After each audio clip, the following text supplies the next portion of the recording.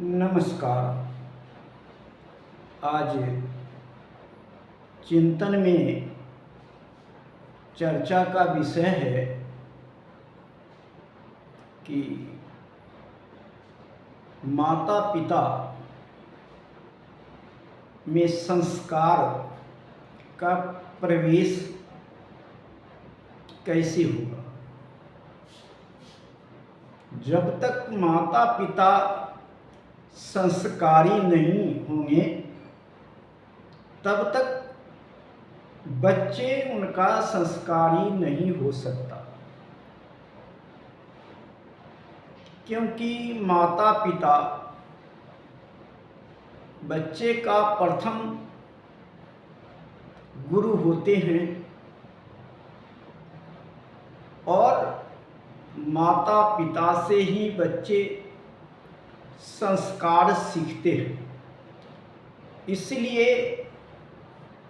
आज माता पिता को संस्कारी होना सबसे बहुत जरूरी है,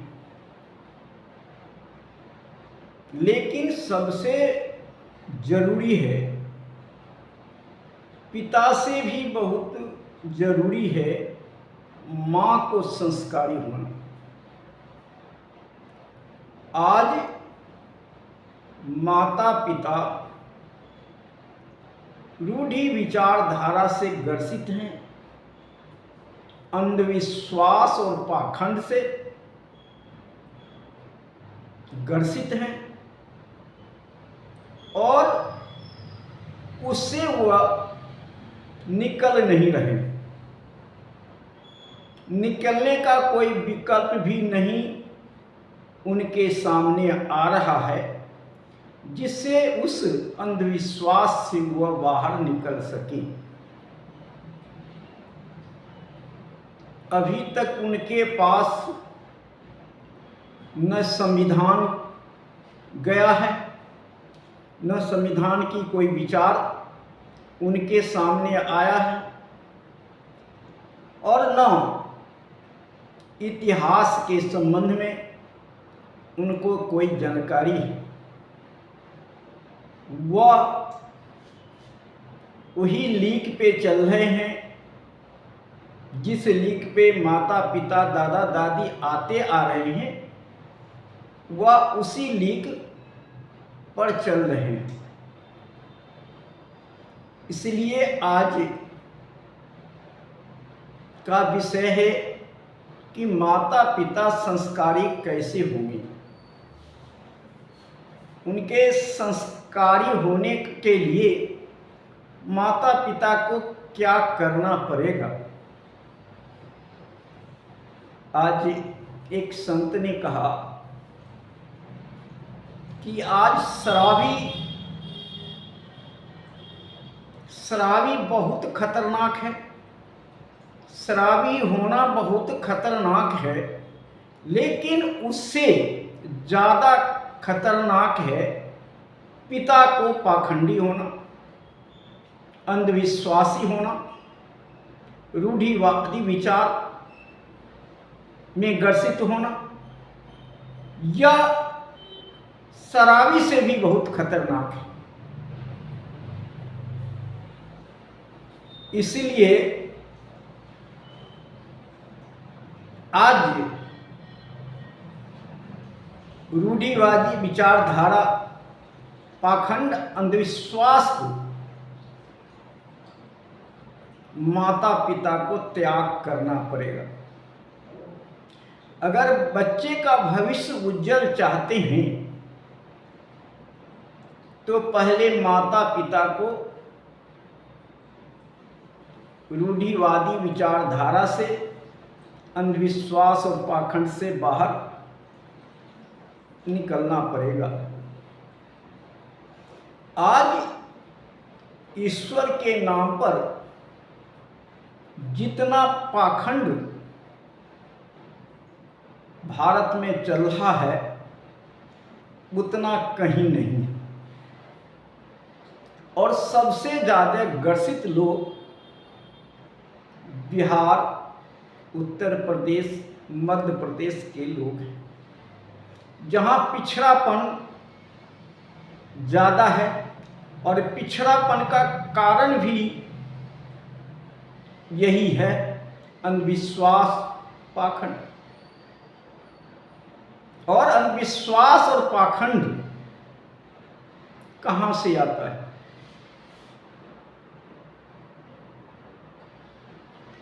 अंधविश्वास और पाखंड ईश्वर के नाम से जो ब्राह्मणवादी व्यवस्थाओं में ईश्वर को पैदा किया, ईश्वर बनाया, ईश्वर की कल्पना किया,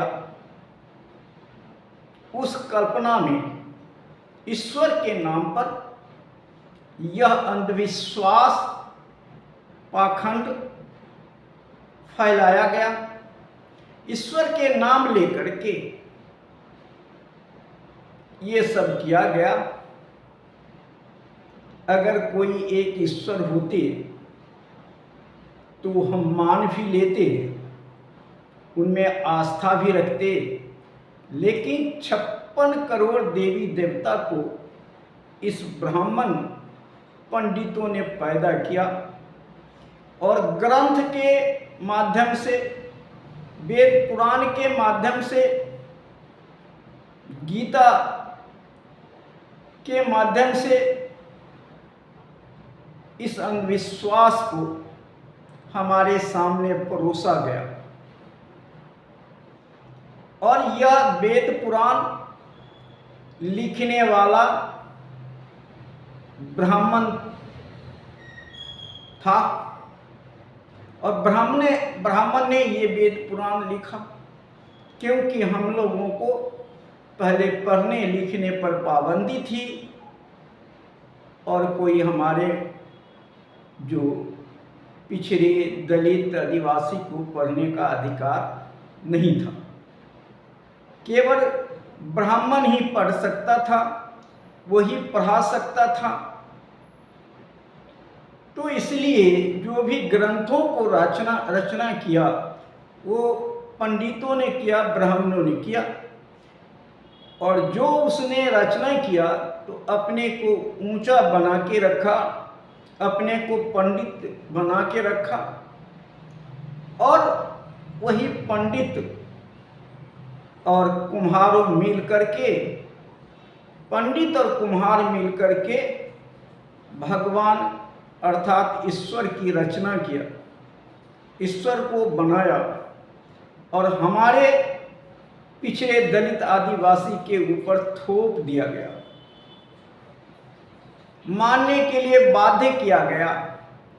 हमारे पूर्वजों को मानना पड़ा, क्योंकि कोई उस समय विकल्प नहीं था और उसके ऊपर दबाव था हमारे पूर्वज के ऊपर। ब्राह्मणों द्वारा अत्याचार, अनाचार किया जा रहा था, तो हमारे पूर्वज मानने के लिए बाध्य हो गए और उसी रूढ़ि व्यवस्था में जीने लगे, अंधविश्वास और पाखंड में जीने लगे, और ईश्वर को नाम से देवी देवता को पूजा करने लगे। और हर जगह, प्रत्येक गांव में 2-4 मंदिर मिल जाएगा,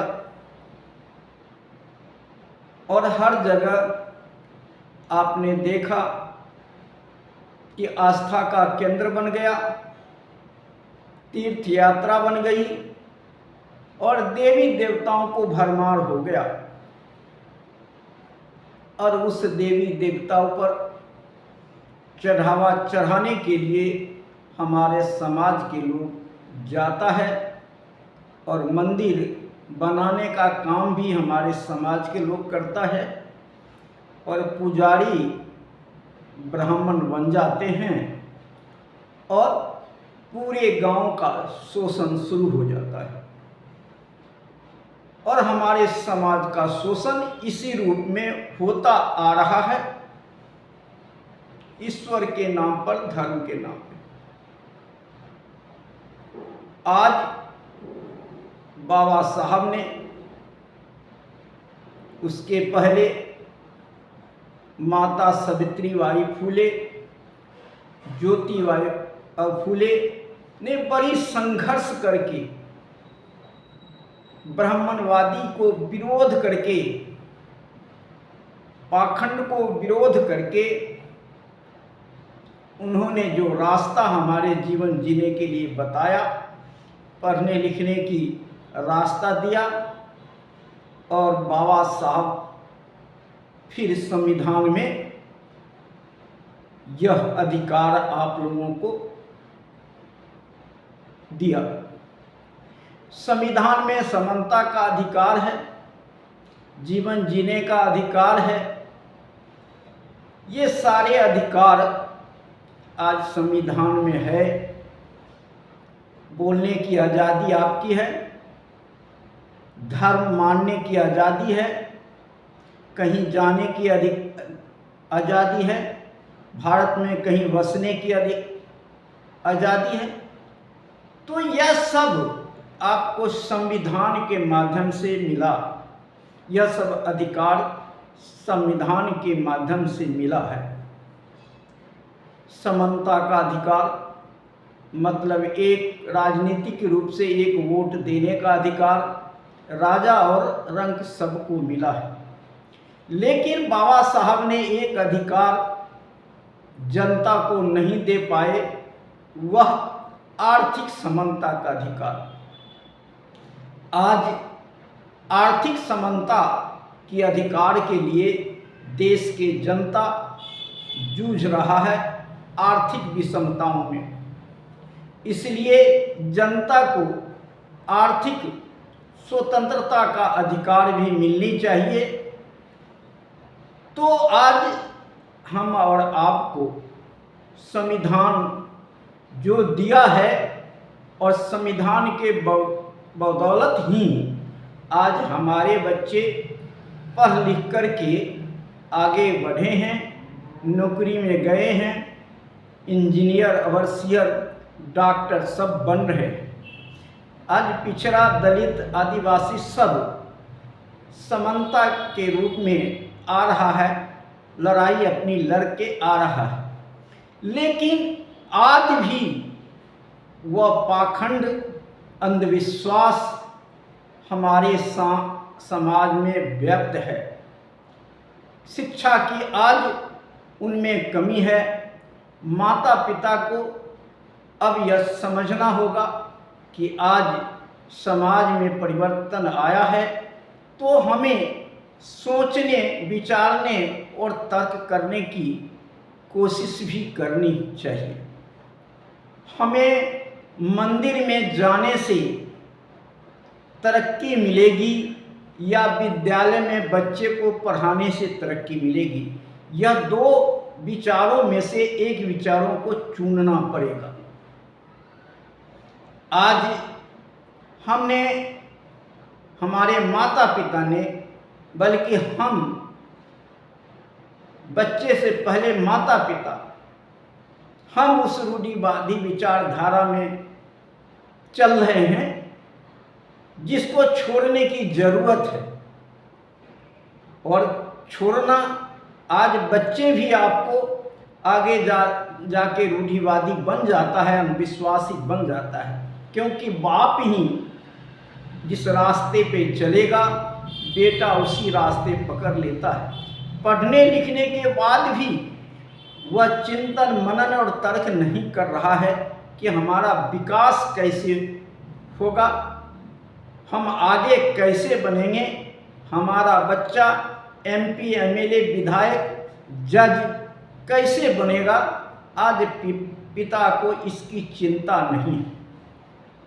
चिंता जब अगर होगा, कब? जब संविधान के विषय में पूर्ण जानकारी उनको मिलेगी। आज पूरे विश्व में बुद्ध धम्म ने जो जीवन जीने का कला दिया है, पूरे विश्व उसको फॉलो कर रहा है, उस रास्ते पर पूरे विश्व चल रहा है। शांति और मानवता के रास्ते पर पूरे विश्व चल रहा है। लेकिन आज भारत में मानवता ही खत्म हो गई है। जिस मानवता के लिए, करुणा के लिए, दया के लिए विश्व में महात्मा बुद्ध जाने जाते हैं, जिन्होंने करुणा मैत्री की बात बताई है, जीवन जीने का सही रास्ता बताया है, आज उनको फॉलो करने की ज़रूरत है। आज हम जो पाखंड अंधविश्वास हमारे सामने व्याप्त है, भगवान के नाम पर स्वर्गलोक और नरक लोक की बात करते हैं, उन लोगों से मैं बताना चाहता हूँ कि आज न कहीं स्वर्ग है न कहीं नरक है। अगर यहीं पे आप स्वर्ग और नरक आप यहीं भोग सकते हैं। आप सोचते हैं कि मरने के बाद मेरा पूरा दूसरा जन्म होगा और मरने के बाद हम स्वर्ग लोक में चले जाएंगे तो आराम से रहेंगे, और इसी के लोभ में, इसी के चक्कर में आप ईश्वर और भगवान की तरफ मुड़ रहे हैं। लेकिन कहीं न स्वर्ग लोक है न कहीं नरक लोक है। किसी ने आज तक स्वर्ग लोक और नरक लोक को देखा नहीं है। जो ऊपर और नीचे की बात होती है वह न ऊपर है और न नीचे है। और स्वर्ग और नरक सारे आपके जिंदगी में जो जीने की कला है उसी में स्वर्ग नरक दोनों है। आज मनुष्य वर्तमान में कुछ नहीं करता है, वर्तमान के लिए कुछ नहीं करता है, बच्चे के विकास के लिए कुछ नहीं करता है, लेकिन स्वर्ग जाने के लिए वह सारे कर्म कांड करता है कि हम स्वर्ग लोक में चले जाएंगे। इसके लिए सारे कर्म कांड करता है, उसमें हजारों लाखों रुपए खर्च करता है स्वर्ग लोक में जाने के लिए, जो कि स्वर्ग और नरक दोनों न ऊपर है न नीचा है। न ब्राह्मणों ने देखा, न हमारे पूर्वजों ने देखा, न किसी ने देखा, और मरने के बाद कोई बताने के लिए आता भी नहीं है। और आज पंडित लोग कहते हैं कि गो दान करो, पिंड दान करो, तुम्हारे माता पिता को मिलेगा। आज इस लोभ और चक्कर में हम ब्राह्मणों को सभी दान देते हैं और अपने घर लुटाते हैं। पैसे दान करके, उसको गाय दान करके, बछड़ा दान करके, रुपये पैसे सोना चांदी सब दान करके अपने आप को भिखारी बना रहे हैं। आप जरूरत है आज उस पखंड से निकलने के और बच्चे को स्कूल कॉलेजों में भेजने की ज़रूरत है, जो आपका बच्चा अच्छा बने। और आपको सबसे बहुत ज़रूरी है कि आप अगर यह में ग्रसित हैं, इस अंधविश्वास और पाखंड में ग्रसित हैं, तो आप कृपया इससे निकलने की प्रयास करें। क्योंकि ईश्वर जब तक रहेगा तब तक डर, भय, ये सब आपके बीच में रहेगा। और उसी डर और भय से आप जो है पंडितों को पूजा देते हैं, ईश्वर को पूजा करते हैं डर और भय के कारण। क्योंकि आप ईश्वर को नाम लेते हैं तो ईश्वर द्वारा डर भय पैदा किया जाता है। जिस ब्राह्मण के पास जाएंगे, जिस पंडित के पास जाएंगे, जिस भगैत के पास जाएंगे, जिस ठकैत के पास जाएंगे, सब आपको अंधविश्वास में डर पैदा करता है। सब डर पैदा करता है, और डर जब पैदा हो जाता है तो वो आपसे लूटने का प्रयास करता है और लूट रहा है।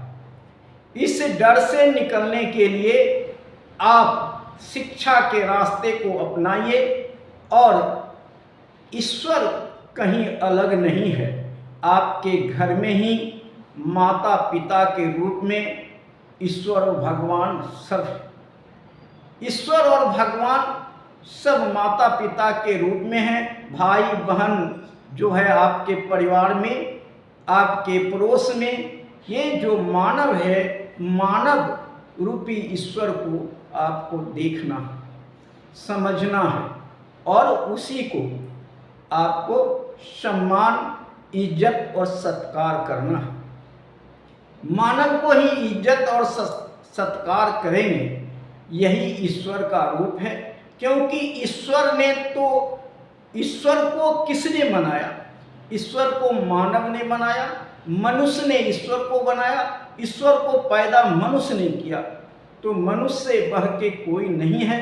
मानव आज अगर चांद पे पहुंच गया है तो अपनी शक्ति, अपनी ज्ञान, अपने तर्क के बदौलत पहुंच गया। इसमें ईश्वर का कहीं हाथ दिखाई नहीं पड़ता है। आपके बच्चे और डॉक्टर, इंजीनियर बन रहे हैं, इसमें ईश्वर का कहीं सहयोग दिखाई नहीं पड़ता है।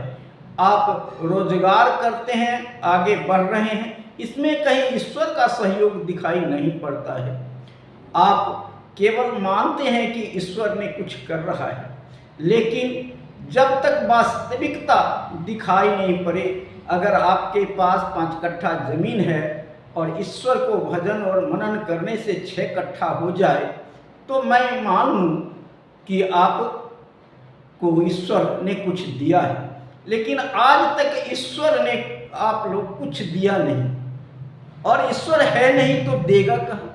और देने वाला अगर कोई है तो वह माता पिता और गुरु है।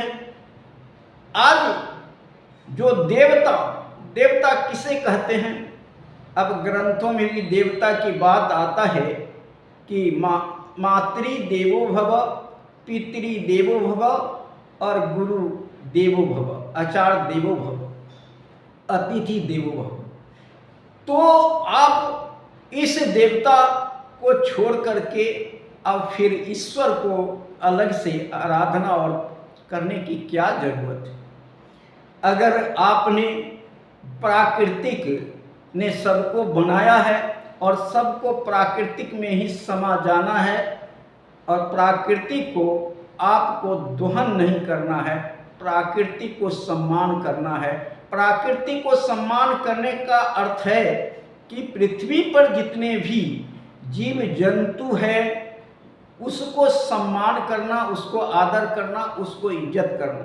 क्योंकि सारे पृथ्वी पर जो जीव जंतु है, पेड़ पौधा है, वो सभी मानव के हित के लिए पृथ्वी ने दिया है। तो वह मानव के हित के लिए ही पृथ्वी ने दिया है, और उसी को आप दोहन कर रहे हैं, उसी को आप नुकसान कर रहे हैं। अगर जल में मछली है तो वह मछली क्या काम करता है? जल को शुद्ध करने का काम करता है, और उसी को आप मछलियों को बाहर निकाल करके मार के खा जाते हैं। जंगल का शेर है, वो आपको एनवायरनमेंट को साफ करता है, और जो छोटे मोटे जानवर है वो उसको खा करके वह रहता है। आज हमारे देश में जो बाघ सिंह की कमी क्यों हो गई? क्योंकि उनके लिए खाने की चारा अब नहीं है, और जो जानवरों का खाने का चारा था आज वह मानव खा रहा है। इसलिए मानव आज जो है प्राकृतिक का दोहन कर रहा है, नुकसान कर रहा है। इसलिए वह घृणित काम को छोड़ना चाहिए। जो मनुष्य को 56 प्रकार का भोग खाने के लिए बना है, उससे अलग मनुष्य को नहीं जाना चाहिए। खान पान में सुधार करना चाहिए। ये सबसे पहले माता पिता को सुधार करना चाहिए कि हमें जीवन जीने के लिए जो प्राकृतिक ने दिया है उसके अनुसार हमको जीना है, और हमें क्या कार्य करना है। अपने विकास के लिए हमें धन अर्जित करना है, हमें ईमानदारी से धन अर्जित करना है, हमें ईमानदारी से काम करना है। अगर हम कहीं नौकरी पे जा रहे हैं तो हमें ईमानदारी से काम करना है। घर में रहते हैं तो सभी प्रेम मोहब्बत और भाईचारे से अपने परिवार में रहना है। सभी बच्चे को अपना बच्चा समझना है, पड़ोस के बच्चे को भी अपना बच्चा समझना है। यही है मानवता। यही मानवता अगर आप में आ जाए तो शायद आप तो विकास करेंगे ही करेंगे, और समाज को विकास होगा, परिवार का भी विकास होगा, देश का भी विकास होगा। इसलिए आज अपने साथ साथ अपने विकास आगे बढ़ने के साथ साथ दूसरे के लिए भी सोचना, यही मानवता है। आप खा रहे हैं तो दूसरे के लिए भी सोचें, कोई भूखा न रहे। हमारे थोड़ा सा कहते हैं त्याग किसे कहते हैं? त्याग का मतलब है जो आपको उसको निकालने से कष्ट हो, उसी को त्याग कहते हैं। आपके शरीर में उसके कारण कुछ कष्ट हो, आप 4 रोटी खा रहे हैं और उसमें से 1 रोटी पड़ोस के बच्चे को दे देते हैं, इसको त्याग कहते हैं। लेकिन त्याग यह नहीं है कि आप बचा हुआ खाना पड़ोस को दे दें, यह त्याग नहीं है। त्याग है आप जिस जीवन पर निर्भर कर रहे हैं उसमें से कुछ अंश हम दूसरे को दान स्वरूप देते हैं, उसको त्याग कहते हैं। ऐसे करना चाहिए और दूसरे के प्रति भी आपको वही भाव रखना चाहिए जो आप चाहते हैं कि दूसरा मुझे सम्मान करे। हर कोई चाहता है कि दूसरा कोई मुझे सम्मान करे, तो इसके लिए आपको भी दूसरे को सम्मान करना चाहिए, दूसरे को प्यार मोहब्बत देना चाहिए। और अगर आप ऐसा नहीं करेंगे तो फिर सम्मान आपको कैसे मिलेगा? सम्मान करने के लिए आपको कुछ न कुछ अपने में से खोना पड़ेगा। कहा जाता है कि जो थोड़ा थोड़ा देता है उसको थोड़ा मिलता है, जो उससे ज़्यादा देता है उससे ज़्यादा मिलता है, जो सब कुछ देता है वो सब कुछ पाता है। इसलिए मनुष्य आज जिस उद्देश्य से पृथ्वी पर आया है उस उद्देश्य के लिए मानव को काम करना चाहिए और आगे बढ़ना चाहिए, दूसरे को आगे बढ़ाना चाहिए। आज केवल मानव में ईर्ष्या पैदा हो गया है, द्वेष पैदा हो गया, जिसके कारण जो है कि हमारा पड़ोस अगर 2 मंजिला मकान बना रहा है तो हमें ईर्ष्या होता है। हमारा पड़ोसी एक कार खरीदता है तो हमें ईर्ष्या होता है। लेकिन आपको ईर्ष्या न करके आपको उसके लिए खुशी मनाना चाहिए था। खुशी मनाना चाहिए कि आपका कोई रिश्तेदार आ जाए और आपके पास रहने के लिए जगह नहीं है तो उस मकान में थोड़ा देर के लिए खड़ा हो सकता है, थोड़ा देर के लिए जाकर के ठहर सकता है। अगर आपकी कोई इमरजेंसी हो जाए तो कोई कार थोड़ा देर के लिए देके डॉक्टर के पास जा सकते हैं, वह आपको मदद कर सकता है। तो ईर्ष्या यहाँ पर करने की जरूरत नहीं है, बल्कि हमें उसके देख करके हमें प्रोत्साहन मिलना चाहिए, हमें आगे बढ़ने की प्रेरणा मिलना चाहिए। लेकिन आज हमारे में यह प्रेरणा नहीं है। इसको ईर्ष्या और द्वेष को खत्म करना चाहिए और हमेशा पॉजिटिव आपको लेना चाहिए। तो आज सबसे पहले जरूरी है कि आप संस्कारी बनिए। आप में से आप जो हैं, आज जरूरत है संस्कार आप में होना चाहिए। आप संस्कारी बनेंगे, आप तभी आपके बच्चे संस्कारी बनेंगे। आपको पूजा पाठ करना है, किसका करना है? माता पिता को पूजा पाठ करना है। घर में घर को ही मंदिर बना लीजिए। घर में जितने भी सदस्य हैं वही देवी देवता है। अगर माता पिता तो देवी देवता हैं ही हैं, साथ ही भाई बहन भतीजा इसको देवी देवता मान लीजिए, तो आपके लिए जीवन कितना सुखमय हो जाएगा। और इसी को नाम जो है स्वर्गलोक है। अगर इस तरह जिंदगी जी रहे हैं परिवार में तो आप स्वर्गलोक में ही चल रहे हैं और वर्तमान में ही स्वर्गलोक में जी रहे हैं। अगर ये हो हल्ला गाली गलौज परिवार में होता है और एक भाई दूसरे भाई से बोलता नहीं है और बीच में दीवार खड़ा कर लेता है, तो यही जिंदगी तो नरक की जिंदगी है। आपको सोचना है कि हमें कैसा जिंदगी चाहिए, प्रेम मोहब्बत का जिंदगी चाहिए या हो हल्ला की जिंदगी चाहिए। लेकिन इसके लिए आगे तो आपको ही बढ़ना पड़ेगा। आपके स्थान पर दूसरा कोई तो बढ़ेगा नहीं। अगर हम दूसरे को सुधारना चाहते हैं लेकिन अपने आप में सुधार नहीं लाते हैं, इसलिए सबसे पहले अपने आप को सुधार लाना पड़ेगा और तर्क वितर्क करना पड़ेगा और संविधान के विषय में जो है वो जानना पड़ेगा। इतिहास आपका क्या है उस विषय में जानना पड़ेगा। जब तक इतिहास, जो आदमी अपने इतिहास को नहीं जानता है वह इतिहास बना भी नहीं सकता है। अगर इतिहास बनाना है तो इतिहास को जानने की ज़रूरत है। इसलिए आज हम आप लोगों से आग्रह करेंगे कि अपने गलत रास्ता, अंधविश्वास और पाखंड को रास्ते को त्यागिए और जो आपको सोच समझ में आए सही रास्ता, उस रास्ते पर चल करके अपने अर्थ को बचाइए, अपने धन को बचाइए, अपने धन को अपने बच्चे के विकास में, अपने विकास में लगाइए। अगर वह धन को अगर अपने बच्चे के विकास में लगाएंगे तो शायद आप आगे बढ़ेंगे, आप फिर वही ऊंचाई तक पहुंच सकते हैं, आपके बच्चे भी पहुंच सकते हैं। आज इतना ही। जय हिंद, जय भारत, नमो बुद्धाय।